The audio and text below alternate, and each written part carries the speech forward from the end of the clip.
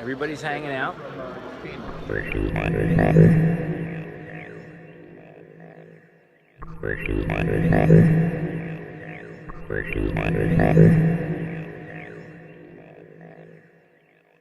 Part 2. I bought a bunch of stuff from John. Sorry. All right, we're going to compare the woods. John. I bought a bunch of stuff from Michael. These are the other ones, And a then later most of my model. other stuff has come.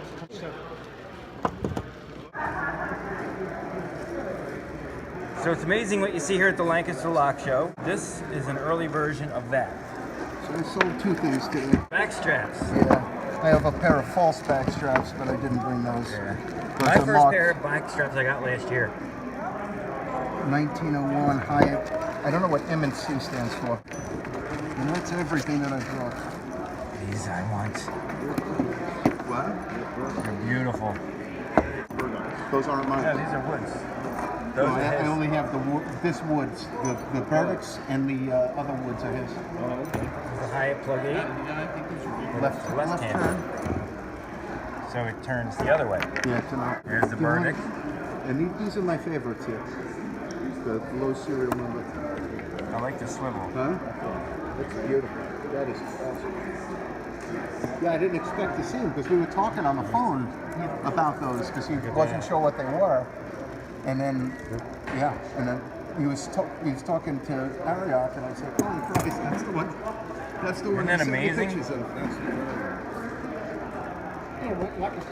Stokes. That's from those Tower phone cups. I got them from Michael Griffin and got them from the Lockman. I don't remember. I have it written down. Being Giants? All right, I don't. The number on mine. So basically, he was talking to him about these, I picked up and neither of them knew that the other would show up here, and here they are, and everybody's looking, another company. and they're With the beautiful. same type of lock case. Beautiful. It was woods, definitely. And somebody else bought them and was reselling them. That's You got a lot of good stuff. Yeah, that's I'd like what love to see your Hyatt- whole collection. And this is that little That's a nice. etching that I told you about. If you look up the video on nippers. Just started slowing down because the ex-wife moved back in. And Yeah, they're flexible because they're hard to find Hyatts. I tried to buy those from John, and he didn't want to sell them. And then he called me back up like a year ago and said, "You're still interested in those flexibles?" And I said, have a "Hell yeah." Hyatt, and one of the bolts is movable. You can turn it, you know. But which is, they're old, but nicely stamped. Whoever I got it from, they cleaned it off, so you can see the markings on it. The only thing now, I wonder how the hell I'm going to get, like, every time I buy a cuff that's damaged, who's going to fix it for me now? So I don't know Bob. Yeah. I know of Bob. I've met Bob from John, but I don't remember him. And He's definitely right over there. doesn't remember me. We'll point them out to you. Yeah, I think they Yeah, I think they went out before to the lunch. show's over. Yeah, when they come back, you definitely introduce me again. That's his stuff. Either there or the next one up. What was that? That's either his table there or the next one up. We're gonna film him filming me. So we'll start with just a one kind of introduction line, which is hi, I am, and I'm from, and then we'll go from there. Wait, my framed up, white balance. Yeah, that's a good point. I should do that, shouldn't I? That's kind of what professionals do. I keep messing with I like that better. Okay.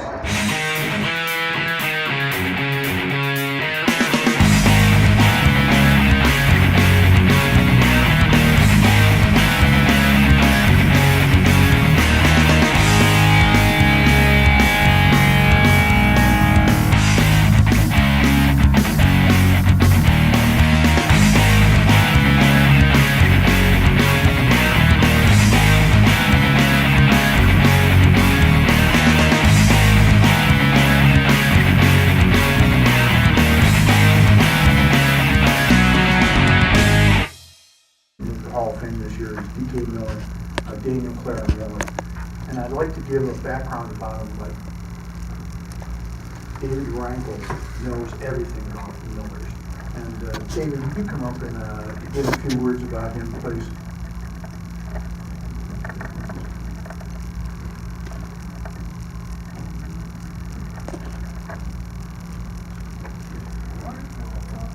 please. What a pleasure it is to accept this award. Okay. Back up a little bit. There you go. It's echoing. Okay. Daniel K. Miller's kind of a friend. My two daughters and my two son-in-laws also work in the family business. So in 2020, we'll be 160 years old. Wow. So I have a grandson of 10 that tells me that he'd like to sell padlocks someday too. So we'll do an 8th generation someday. So I've told all of my family members, my two daughters and my son-in-laws, I mean, it's something you never can replicate. You know, 8 generations, 7. So we worked on what's called a weatherproof lock. Now there's nothing you can't, you know, when you have metal and you have moisture and change the temperatures, it's all going to get trapped inside there.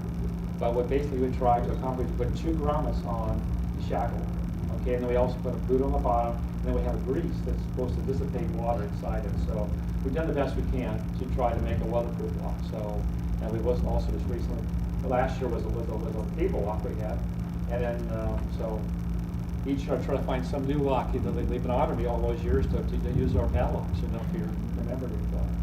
A lock in particular that he won't tell you about is I'm going to tie the blue handkerchiefs together. Make it like this. And you have that glass? Is there anything in that glass? No, it's empty. There's no line in there. There you go. Everybody can see in there? Okay. I'm not going to come near you again. Except maybe give you a hug at the end if it was. Okay. And we also have a pink handkerchief. What we're going to do is shove the pink handkerchief in the popcorn box.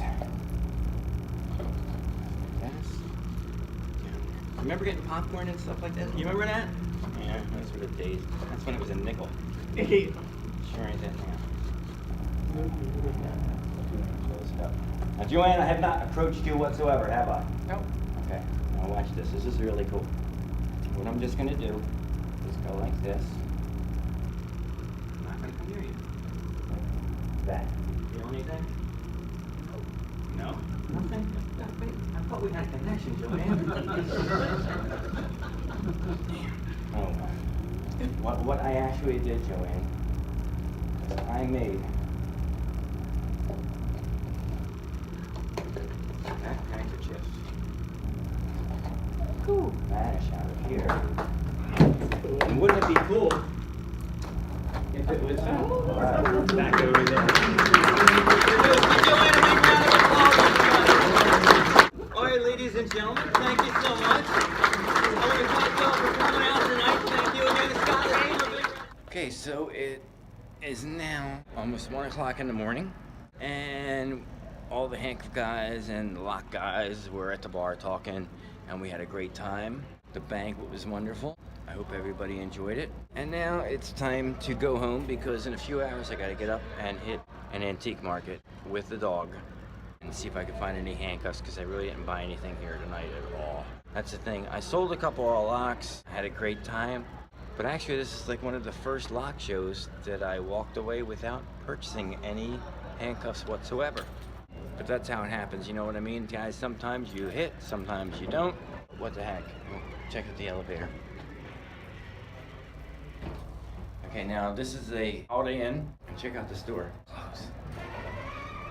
And it says supposedly thank you, but I'm convinced half this stuff is probably just bad mouthing other hotels. So it's almost 1 o'clock in the morning. Been here since 7 this morning. And the thing about lock shows and handcuff shows and stuff like this is that you could be here for like 24 or 36 hours and you never get tired.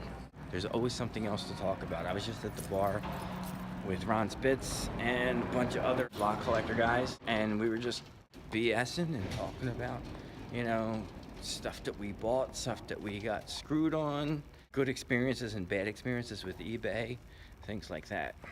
The best part about these shows is hanging out with your buds that you don't get to see, except for a couple times a year. So it's time to go home, go to bed, and then get back up again and hit some more antique shops because I didn't buy any handcuffs at all.